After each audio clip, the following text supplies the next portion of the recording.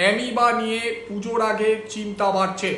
গঙ্গার জলে ডুব দিলে কি অ্যামিবায় আক্রান্ত হওয়ার সম্ভাবনা রয়েছে? অথবা আমাদের বাংলায় আমরা অনেকেই কিন্তু পুকুরের জলে স্নান করতে অভ্যস্ত, গ্রামের অনেক মানুষ এখনো পুকুরের জলে স্নান করে। এই পরিস্থিতিতে পুকুরের জল, আমাদের গঙ্গার জল অথবা যে সমস্ত জায়গায় আবাসনে বা ঘোরার জায়গায় ঘুরতে গেলে সুইমিং পুল থাকে, সেখানে কি এখন স্নান করা ঠিক হবে? কি জানাচ্ছেন চিকিৎসক?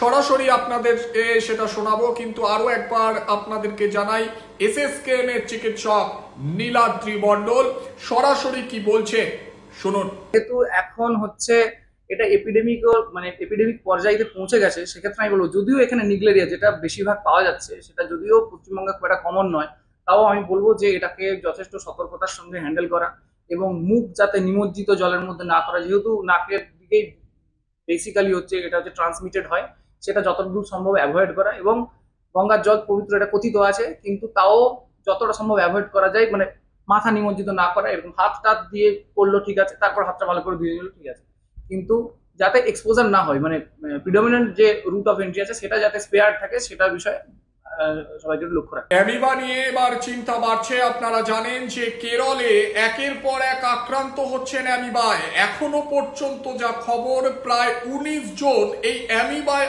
আক্রান্ত হয়ে প্রাণ হারিয়েছেন। প্রায় বলতে গেলে 70 জনের বেশি মানুষ এই অ্যামিবাতে আক্রান্ত হয়েছে। বাংলায় কি খবর, কি জানা যাচ্ছে?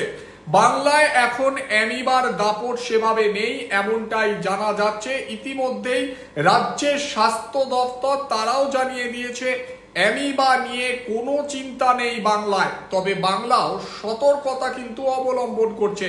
এই অ্যামিবা নিয়ে প্রতিক্রিয়া দিয়েছেন এসএসকেএম এর চিকিৎসক নীলাদ্রি মণ্ডল। আমরা সরাসরি নীলাদ্রি বাবু কি বলছেন সেটা তো আপনাদের শোনাবো। আরো একবার আপনাদেরকে জানিয়ে রাখি, অ্যামিবা নিয়ে পুজোর আগে চিন্তা বাড়ছে। ব্যাপারটা কি হচ্ছে, আমরা যত আর্লি, যেহেতু এর 80 to 90, এবং সবচেয়ে প্রথম কথা হচ্ছে সাসপিশন। প্রথমে আমাকে আর্লি সাসপেক্ট করতে হবে এবং আর্লি ডিটেক্ট করতে হবে, আর্লি ট্রিটমেন্ট দিতে হবে, তাহলে অনেক ক্ষেত্রে এই রোগ থেকে নিস্তার পাওয়া সম্ভব। এবারে যেটা মেন বিষয়, যেটা হচ্ছে সোর্স, যে সোর্স কিভাবে আসছে, সাধারণত এটা হচ্ছে জলের মাধ্যমে হয় এই ইনফেকশনটা। একান্ত অ্যামিবার ক্ষেত্রে যেটা এখানে পাওয়া যায় সেটা হচ্ছে ফুসফুস থেকে হয়, জল ফুসফুসে গিয়ে সেই ফুসফুস থেকে রক্তের মাধ্যমে হতে পারে।